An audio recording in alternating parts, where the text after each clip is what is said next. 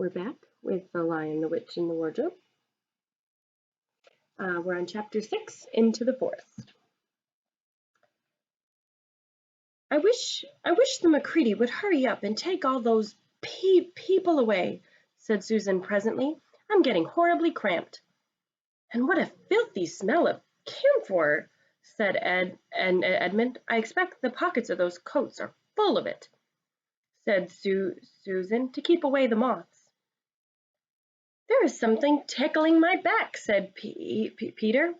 And isn't it cold? Said Susan. Now that you mention it, it is cold, said Peter. And hang it all, it's wet too. What's the matter with this place? I'm sitting on something wet, and it's getting wetter every minute. He struggled to his feet. Oh, let's get out, said Edmund. They've gone. Oh, said Susan suddenly, and everyone asked, what's the matter? I'm sitting against a tree, said Susan, and look, it's getting light over there. By Jove, you're right, said Peter, and look there, and there's trees all around, and this wet stuff is snow. Why, I do believe we've got into Lucy's wood after all. And now there was no mistaking it, and all four children stood blinking in the daylight of a winter day. Behind them were coats hanging on pegs. In front of them were snow-covered trees. Peter turned at once to Lucy. I apologize for not believing you, he said. I'm sorry. Will you shake hands? Of course, said Lucy. And he did. And now, said Susan, what do we do next? Do, said Peter. Why, go and explore the wood, of course. Ugh, said Susan, stamping her feet. It's pretty cold. What about putting on some of these coats? They're not ours, said Peter doubtfully. I'm sure nobody would mind, said Susan. It isn't as if we wanted to take them out of the house. We shan't even take them out of the wardrobe. Never thought of that, Sue, said Peter. Of course. Now that you put it that way, I see. No one could say you bagged a coat as long as you leave it in the wardrobe where you found it. And I suppose the whole country's in the wardrobe. They immediately carried out Susan's very sensible plan.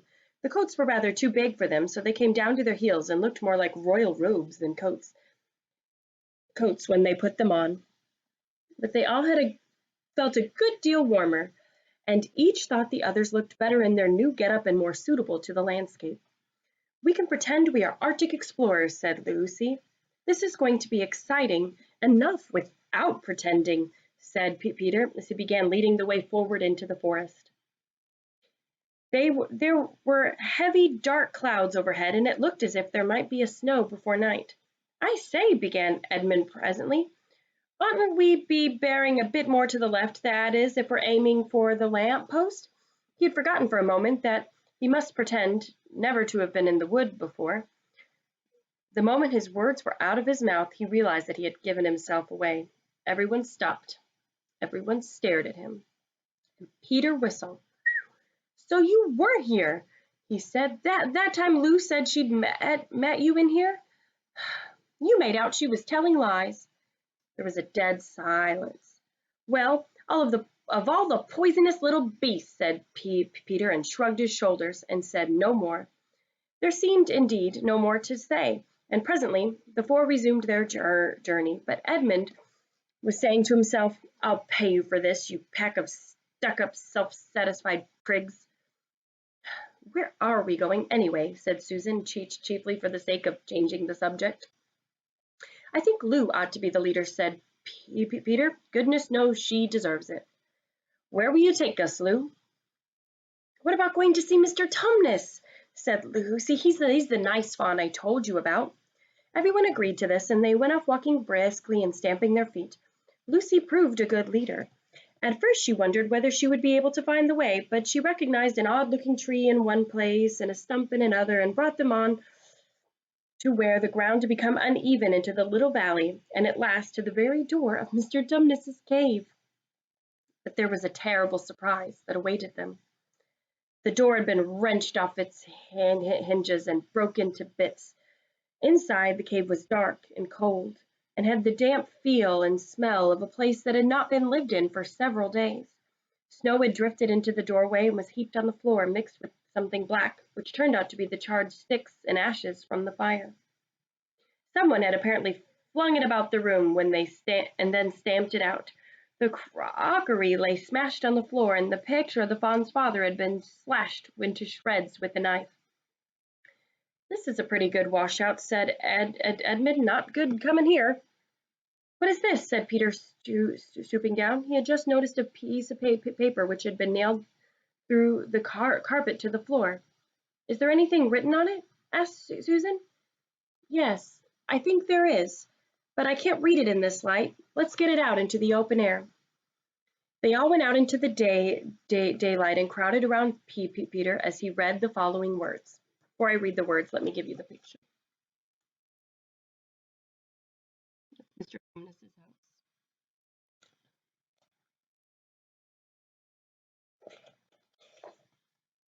"The former occupant of these premises, the fawn Tumnus, is under arrest and awaiting trial of high charge of treason against Her Imperial Majesty Jadis, Queen of Narnia, Chanteline of Paravel, Empress of the Lone Islands, etc., etc.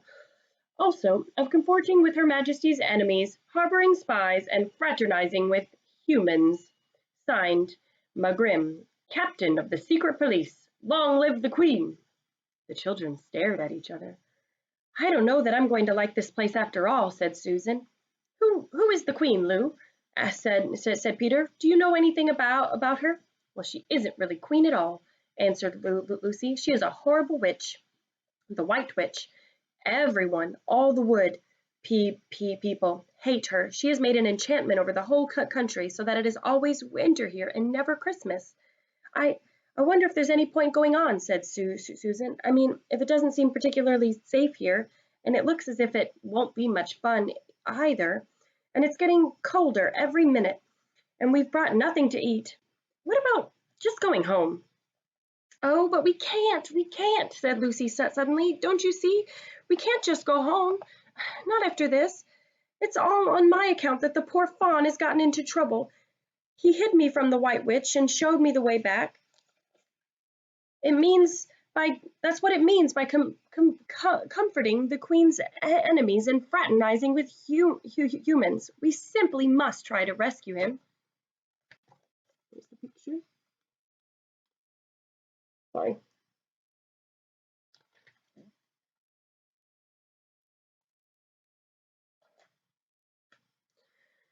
"A lot we could do," said Edmund, "when we haven't even got anything to eat."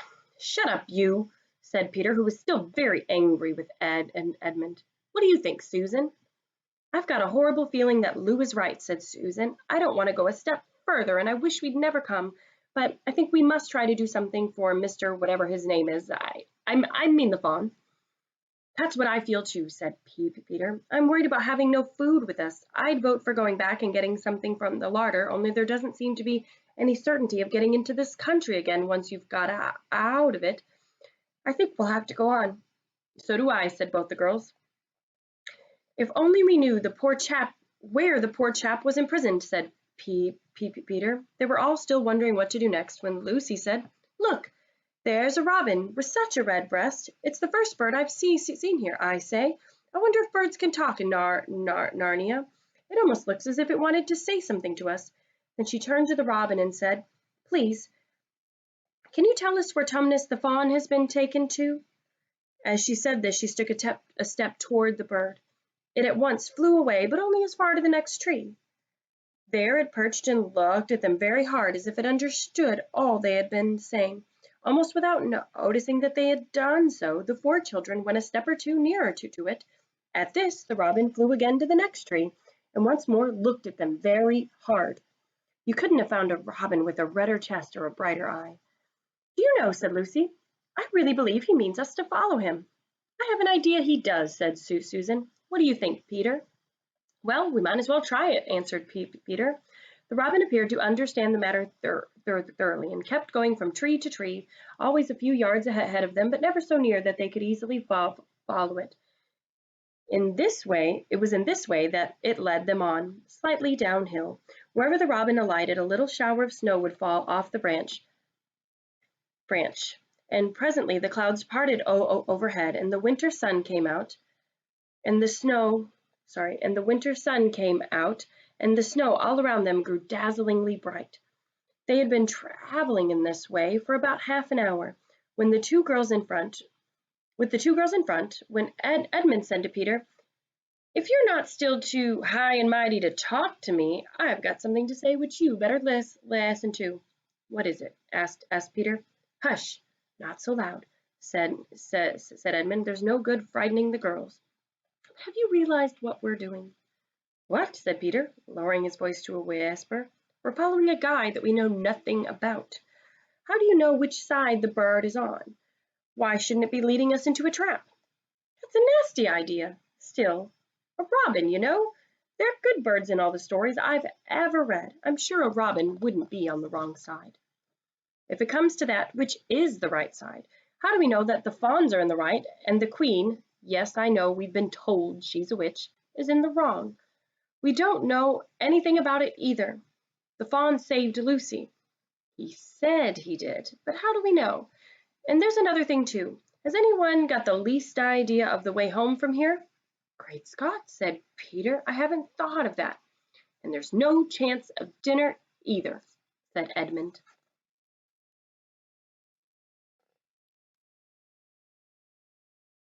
The picture.